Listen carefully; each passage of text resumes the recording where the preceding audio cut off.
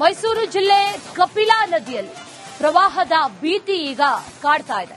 ನಂಜನಗೂಡು ಶ್ರೀಕಂಠೇಶ್ವರ ದೇಗುಲದ ಸ್ನಾನಘಟ್ಟ ಮುಳುಗಡೆಯಾಗಿದೆ. ದೇಗುಲ ಸಮೀಪದ 16 ಕಾಲು ಮಂಟಪ ಕೂಡ ಈಗ ಮುಳುಗಡೆಯಾಗಿದೆ. ಕಪಿಲಾ ನದಿಯ ಒಳಭಾಗದಲ್ಲಿರುವಂತಹ ಕಾಲು ಮಂಟಪ ಅದು ಕೂಡ ಮುಳುಗಡೆಯಾಗಿದೆ. 16 ಕಾಲು ಮಂಟಪದ ಪ್ರವೇಶಕ್ಕೆ ಈಗ ನಿರ್ಬಂಧವನ್ನ ವಿಧಿಸಿದ್ದಾರೆ.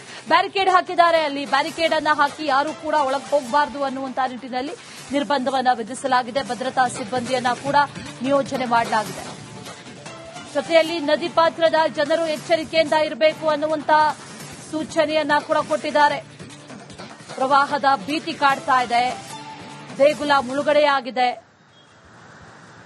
ಕಪಿಲಾ ನದಿಯಲ್ಲಿ ಪ್ರವಾಹದ ಭೀತಿ, ಇಡೀ ದೇವಾಲಯ ಮುಳುಗಡೆಯಾಗಿರೋದು.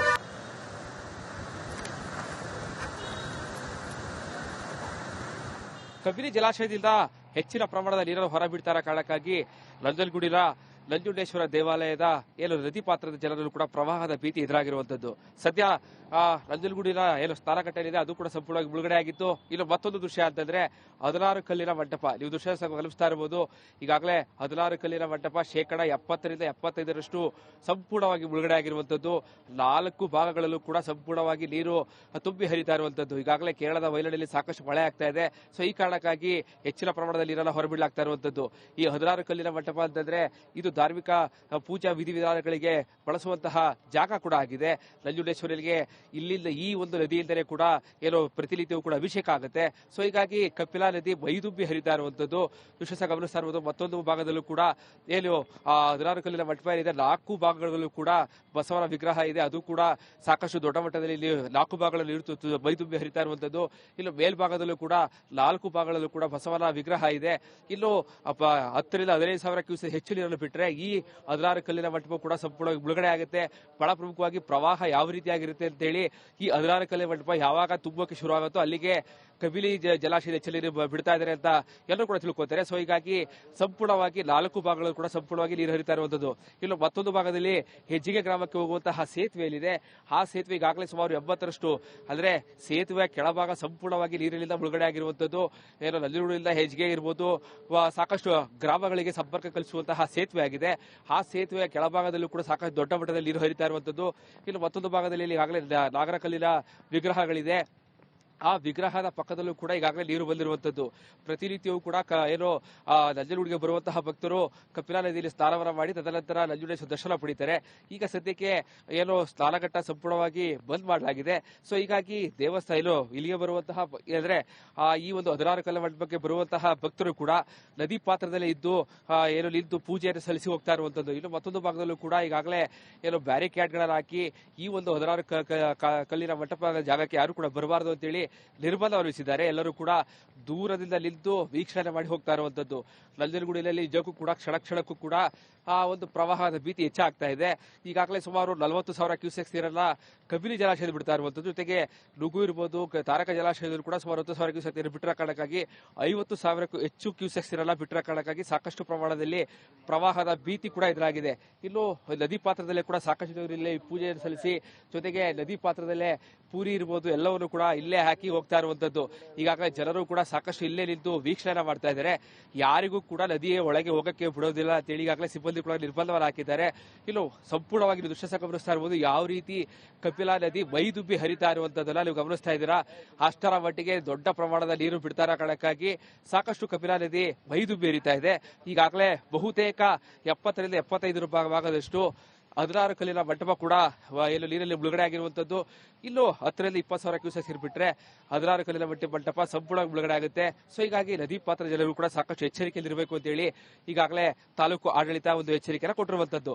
ಕ್ಯಾಮರಾ ಪರ್ಸನ್ ಸಚಿವ ಜೊತೆಗೆ ವಿನೋದ್ ಪಡವಾರಳ್ಳಿ, ಪ್ರಮುಖ ಕನ್ನಡ, ಮೈಸೂರು ಜಿಲ್ಲೆ ಕಪಿಲಾ ನದಿಯಲ್ಲಿ ಪ್ರವಾಹದ ಭೀತಿ ಈಗ ಕಾಡ್ತಾ ಇದೆ. ನಂಜನಗೂಡು ಶ್ರೀಕಂಠೇಶ್ವರ ದೇಗುಲದ ಸ್ನಾನಘಟ್ಟ ಮುಳುಗಡೆಯಾಗಿದೆ.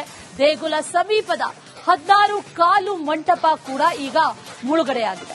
ಕಪಿಲಾ ನದಿಯ ಒಳಭಾಗದಲ್ಲಿರುವಂತಹ ಕಾಲು ಮಂಟಪ ಅದು ಕೂಡ ಮುಳುಗಡೆಯಾಗಿದೆ. 16 ಕಾಲು ಮಂಟಪದ ಪ್ರವೇಶಕ್ಕೆ ಈಗ ನಿರ್ಬಂಧವನ್ನ ವಿಧಿಸಿದ್ದಾರೆ.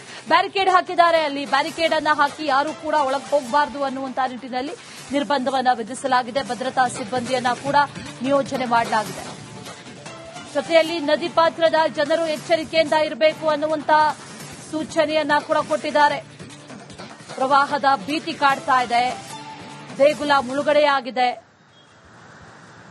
ಕಪಿಲಾ ನದಿಯಲ್ಲಿ ಪ್ರವಾಹದ ಭೀತಿ. ಇಡೀ ದೇವಾಲಯ ಮುಳುಗಡೆಯಾಗಿರೋದು.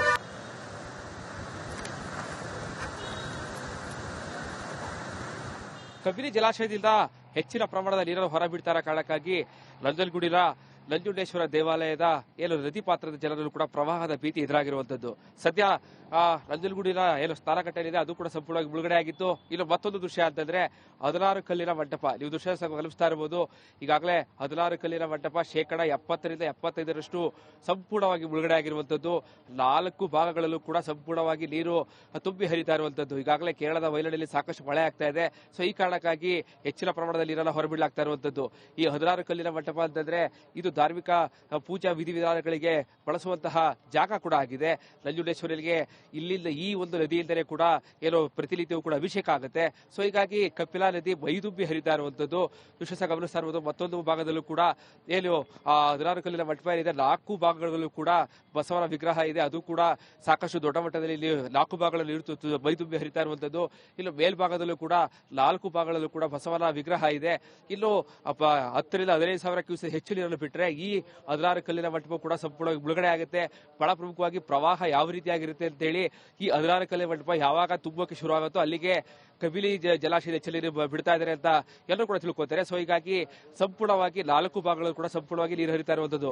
ಇನ್ನು ಮತ್ತೊಂದು ಭಾಗದಲ್ಲಿ ಹೆಜ್ಜಿಗೆ ಗ್ರಾಮಕ್ಕೆ ಹೋಗುವಂತಹ ಸೇತುವೆ ಏನಿದೆ ಆ ಸೇತುವೆ ಈಗಾಗಲೇ ಸುಮಾರು 80% ಅಂದ್ರೆ ಸೇತುವೆ ಕೆಳಭಾಗ ಸಂಪೂರ್ಣವಾಗಿ ನೀರಿನಿಂದ ಮುಳುಗಡೆ ಆಗಿರುವಂತದ್ದು. ನಂಜನಗೂಡಿನಿಂದ ಹೆಜ್ಜಿಗೆ ಇರಬಹುದು ಸಾಕಷ್ಟು ಗ್ರಾಮಗಳಿಗೆ ಸಂಪರ್ಕ ಕಲ್ಪಿಸುವಂತಹ ಸೇತುವೆ ಆಗಿದೆ. ಆ ಸೇತುವೆಯ ಕೆಳಭಾಗದಲ್ಲೂ ಕೂಡ ಸಾಕಷ್ಟು ದೊಡ್ಡ ಮಟ್ಟದಲ್ಲಿ ನೀರು ಹರಿತಾ ಇರುವಂತದ್ದು. ಇನ್ನು ಮತ್ತೊಂದು ಭಾಗದಲ್ಲಿ ಈಗಾಗಲೇ ನಾಗರಕಲ್ಲಿನ ವಿಗ್ರಹಗಳಿದೆ.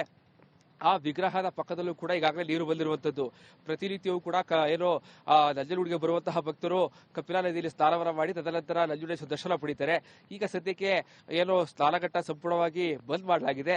ಸೊ ಹೀಗಾಗಿ ದೇವಸ್ಥಾನ ಇಲ್ಲಿಗೆ ಬರುವಂತಹ ಅಂದ್ರೆ ಈ ಒಂದು 16 ಕಲ್ಲಿನ ಮಂಟಪಕ್ಕೆ ಬರುವಂತಹ ಭಕ್ತರು ಕೂಡ ನದಿ ಪಾತ್ರದಲ್ಲೇ ಇದ್ದು ನಿಂತು ಪೂಜೆಯನ್ನು ಸಲ್ಲಿಸಿ ಹೋಗ್ತಾ ಇರುವಂತದ್ದು. ಇನ್ನು ಮತ್ತೊಂದು ಭಾಗದಲ್ಲೂ ಕೂಡ ಈಗಾಗಲೇ ಬ್ಯಾರಿಕೇಡ್ಗಳನ್ನು ಹಾಕಿ ಈ ಒಂದು 16 ಕಲ್ಲಿನ ಮಂಟಪದ ಜಾಗಕ್ಕೆ ಯಾರು ಕೂಡ ಬರಬಾರದು ಅಂತೇಳಿ ನಿರ್ಬಂಧ ವಿಧಿಸಿದ್ದಾರೆ. ಎಲ್ಲರೂ ಕೂಡ ದೂರದಿಂದ ನಿಂತು ವೀಕ್ಷಣೆ ಮಾಡಿ ಹೋಗ್ತಾ ಇರುವಂತದ್ದು. ನಂಜನಗೂಡಿನಲ್ಲಿ ನಿಜಕ್ಕೂ ಕೂಡ ಕ್ಷಣಕ್ಕೂ ಕೂಡ ಆ ಒಂದು ಪ್ರವಾಹದ ಭೀತಿ ಹೆಚ್ಚಾಗ್ತಾ ಇದೆ.